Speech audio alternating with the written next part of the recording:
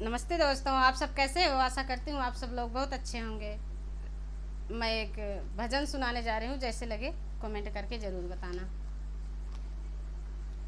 रघुबर संगे जाब अब नाया वध में रहबै। रघुबर संगे जाब अब नाया वध में रहबै।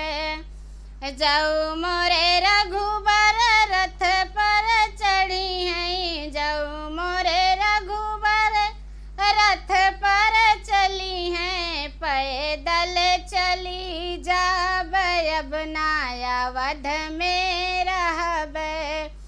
पैदल चली जाब अब नाया वध में रहबै।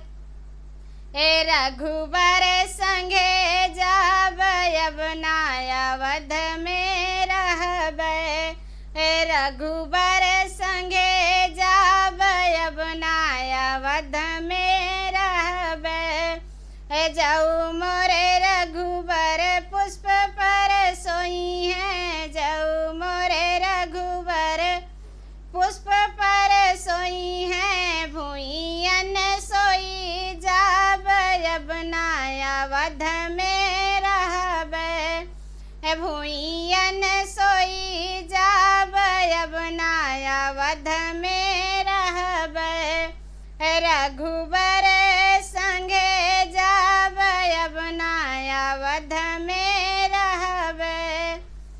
रघुबर संगे जाब अब नाया वध में रहबै।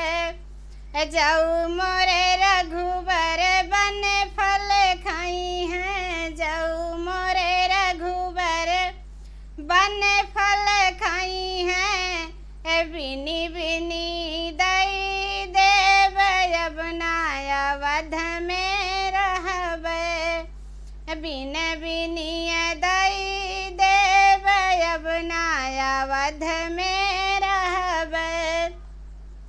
रघुबर संगे जाब अब नाया वध में रहबै।